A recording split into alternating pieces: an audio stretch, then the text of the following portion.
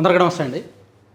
CM Chandrababu Naidu గారు, deputy CM Pawan Kalyan గారు and de facto CM Nara Lokesh గారు అండ్ కూటమి పెద్ద ప్రముఖ నాయకులు అంటే వాళ్ళందరినీ పక్కన పెడితే వీళ్ళు ముగ్గురు పదే పదే చెప్తున్న మాట 15 ఏళ్ళు అధికారం ఇవ్వండి అని. అంటే తదుపరి జరగబోయే 2 ఎన్నికల్లో కూడా మమ్మల్ని గెలిపించండి, 2029, 2034లో కూడా మమ్మల్ని గెలిపించండి. సో మేము అధికారంలో ఉంటే రాష్ట్రం బాగుంటుంది. మళ్ళీ అధికారం మేము కోల్పోతే అవతల వాళ్ళు అధికారంలోకి వస్తే మళ్ళీ ప్రాజెక్టులన్నీ ఆగిపోతాయి, ప్రగతి ఆగిపోద్ది, పెట్టుబడులు ఆగిపోతాయి, పరిశ్రమలు ఆగిపోతాయి, రాష్ట్రం మళ్ళీ వెనక్కి వెళ్ళిపోద్దని పదే పదే చెప్తున్నారు. సో నేను ఇప్పుడు ఈ వీడియోలో అసలు ఈ 15 ఏళ్ళు అధికారంలో ఉండాలి అంటే కొన్ని గండాలు అధిగమించాలి. పర్టికులర్గా అందులో ఒక 5 గండాలు అధిగమించాలి. కూటమి ప్రభుత్వం అధికారంలోకి వచ్చిన ఈ ఏడాదిన్నరలో, ఈ 18 నెలల్లో ఈ ప్రభుత్వం మీద వచ్చిన వ్యతిరేకత ఏమిటి, ఏ వర్గాల్లో ఎందుకు వ్యతిరేకత ఉంది, దాన్ని అధిగమిస్తే మేబీ వీళ్ళ 15 ఏళ్ళ కళ సాకారం కావచ్చు. ఆ గండాలు చెప్పే కంటే ముందు వీళ్ళకి కలిసి వచ్చే ఒక పెద్ద అంశం ఏంటంటే జగన్మోహన్ రెడ్డి. ఆయన గత 5 ఏళ్ల పాలన ఈ రాష్ట్ర ప్రజలు రాబోయే 25 ఏళ్ళు కూడా మర్చిపోలేరు. ఆ పగ, ఆ ప్రతీకారం, ఆ కక్ష సాధింపు, ఆ కేసులు, ఆ అరెస్టులు, ఆ నెగిటివ్ పాలన, ఆ కూల్చివేతల పాలనను రాష్ట్ర ప్రజలు బహుశా అంటే న్యూట్రల్ వర్గాలు, ఆలోచించే వాళ్ళు, మంచి కోసం ఆలోచించే వాళ్ళు, చదువుకున్న వాళ్ళు, కాస్త రియాలిటీకి దగ్గరగా ఉండేవాళ్ళు ఆ పార్టీని, ఆ నాయకుడిని ఇప్పట్లో నమ్మరు. అది ఒక పెద్ద కలిసి వచ్చే అంశం కూటమికి. సో అవతలవాడు బలహీనపడ్డాడు కదా, అంత చెత్తగా పరిపాలించాడు కదా, కాబట్టి మేము ఏం చేసినా వర్కౌట్ అవుద్ది అని అంటే చెల్లదు. సో అందుకే ఒక 5 గండాలు దాటాలి. ఎన్ని అంశాలు కలిసి వచ్చినా అవతల ప్రత్యర్థి వీక్గా ఉన్నా, ప్రత్యర్థి వీక్ కావచ్చు, ప్రత్యర్థి రియాలిటీలోకి వస్తే, రియలైజ్ అయితే, చేసిన తప్పులు తెలుసుకుంటే ఏమో రాష్ట్రంలో రాజకీయం మారిపోవచ్చు, చెప్పలేం. సరే అది కాసేపు పక్కన పెడితే 5 గండాల్లో మొదటి గండం రైతుల్లో వ్యతిరేకత. ఈ రాష్ట్ర జనాభాలో, ఈ రాష్ట్ర ఓటర్లలో దాదాపుగా 65 నుంచి 70% రైతువారి కుటుంబాల నుంచి వచ్చిన వాళ్ళే, వ్యవసాయాన్ని నమ్ముకొని జీవిస్తున్న వాళ్ళే. సో కొడుకు డాక్టర్గా ఉండొచ్చు కానీ తండ్రి వ్యవసాయం చేస్తాడు. సో అంటే వాళ్ళు ఏ వృత్తుల్లో ఉన్నా, ఎంత చదువుకున్న వర్గమైనా, కొడుకు గవర్నమెంట్ జాబ్లో ఉన్నా వాళ్ళు వ్యవసాయానికి సంబంధించిన కుటుంబమే ఉంటుందన్నమాట. సో అటువంటి వ్యవసాయదారుల్లో ఏ పంటకు ఈ ఏడాదిన్నరలో ఏ ఒక్క పంటకు మద్దతు ధర లేదండి. ఉల్లిపాయలు లాస్ట్ ఇయర్ ఎంత ఇబ్బందులు పడ్డారో చూసాం, మద్దతు ధర రాక. మామిడి చూసాం, టమాటా, మొక్కజొన్న, ప్రస్తుతం పత్తి, వరి, పొగాకు, అరటి, ఏ రైతుల పరిస్థితి బాగలేదు. అంటే దళారుల రాజ్యం పెరిగిపోతుంది, సిండికేట్ రాజ్యం పెరిగిపోతుంది. మార్కెట్లో మనం డజన్ అరటిపళ్ళు కొంటే 60 రూపాయలకు మినిమం 50-60 కొంటున్నాం.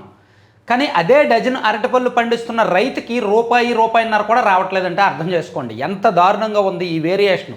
దీన్ని తగ్గించడానికి ఒక పాలసీ రూపొందించాలి. మేము డ్రోన్ పాలసీ రూపొందిస్తాం, మేము ఎలక్ట్రానిక్ పాలసీ రూపొందిస్తాం కాదు, మీరు ఒక సరైన అగ్రికల్చర్ పాలసీ రూపొందించండి. రైతులకు ఎందుకు మద్దతు ధర రావట్లేదు? పండిస్తున్న రైతుకు రూపాయి ఏంటి, మార్కెట్లో కొనుక్కుంటున్న వినియోగదారుడు 60 రూపాయలు 50 రూపాయలు పెట్టుకోవడం ఏంటి, మధ్యలో ఉన్న 49 రూపాయలు ఎవరి జేబులోకి వెళ్తుంది? ఇది మీరు ఒక పాలసీ పెట్టి దీన్ని కంట్రోల్ చేయండి. మామిడి బయట కొంటే రేటు ఎక్కువ కానీ రైతుకేమో మద్దతు ధర లేదు. ఉల్లిపాయలు బయట కొంటే రేటు ఎక్కువ కానీ రైతుకు మద్దతు ధర ఉండదు. టమాటా ప్రతిదీ అలాగే ఉంటుంది. సో ఏ రైతు కూడా సాటిస్ఫై లేదు. ఈవెన్ వరి కూడా ఇప్పుడు ఆ మిల్లర్లు, దళారులు, మీడియేటర్లు విపరీతంగా దోచుకుంటున్నారు. సో ఏ వర్గము కూడా, ఏ రైతు కూడా, వ్యవసాయం చేస్తున్న ఎవరు ఈ 18 నెలల్లో సాటిస్ఫై లేరు అనేది వాస్తవం. మేము అన్నదాత సుఖీభావ ఇస్తున్నాం, మేము 7,000 ఇచ్చేసాం, మేము 3,000 ఇచ్చేసాం, మేము 20,000 ఇచ్చేస్తాం అంటే కుదరదు. రైతుకు కావాల్సింది ఉచిత పథకాలు కాదు, రైతుకు కావాల్సింది రైతును నిటారుగా నిలబెట్టే ఒక పరిపాలనా విధానం కావాలి. విత్తు నుంచి, దుక్కు నుంచి, కోత వరకు, అమ్మకం వరకు అండ కావాలి, సపోర్ట్ కావాలి. అటువంటి విధానం రూపొందించండి. సో అది మేబీ అనేక రైతుల్లో వ్యతిరేకత కూటమి ప్రభుత్వానికి మొదటి గండం కావచ్చు. సో రాబోయే 3 ఏళ్లలో దీని మీద ఫోకస్ చేస్తే మంచిది. అలాగే నిరుద్యోగం, జాబ్ క్యాలెండర్ అన్నారు. ఎక్కడిచ్చారు జాబ్ క్యాలెండర్? 2024 జూన్లో అధికారంలోకి వచ్చారు. 2025 జనవరిలో జాబ్ క్యాలెండర్ ఇవ్వలేదుగా. మరి 2026 జనవరిలో ఇవ్వడానికి రెడీ అవుతున్నారు. చిన్న లీకులు అయితే వస్తున్నాయి, చిన్న సోషల్ మీడియాలో లీకులు వస్తున్నాయి. 1,00,000 ఉద్యోగాలకు సంబంధించి జాబ్ క్యాలెండర్ ఇవ్వబోతున్నారు అని ఇస్తే మంచిదే. కానీ నిరుద్యోగులు సంఖ్య పెరిగిపోతుంది. నిరుద్యోగులు వెయిట్ చేస్తున్నారు జాబ్ క్యాలెండర్ల కోసం. అండ్ 20 లక్షల ఉద్యోగాలు ఇస్తామని హామీ ఇచ్చారు. ఏడాదిన్నర అయింది. ఆ హామీ నెరవేర్చే క్రమంలో ఒప్పందాలు కుదుర్చుకుంటున్నారు, పట్టుబడులు వస్తున్నాయి, పరిశ్రమలు వస్తున్నాయి, ఎంఓయూలు అవుతున్నాయి, భూములు ఇస్తున్నారు, అంతా బాగానే ఉంది. పారిశ్రామిక విధానం అంతా కూడా బాగానే వెళ్తుంది, సవ్యంగానే వెళ్తుంది. కానీ గ్రౌండింగ్ ఎప్పుడు అవుద్ది? 20 లక్షల ఉద్యోగాలు ఎప్పుడు ఇస్తారు? ఈపాటికే ఈ సంవత్సరంన్నరలో ఇప్పటికే దాదాపుగా 7-8 లక్షల ఉద్యోగాలు ఇచ్చేయాలి కదా. కనీసం ఒక 6 లక్షల ఉద్యోగాలైనా ఇచ్చేయాలి కదా. ఈ సంవత్సరంన్నరలో ఇవ్వాల. సరే, పిల్లాడు పుట్టిన వెంటనే పరిగెట్టలేడు కదా, కాబట్టి ఆగుదాం.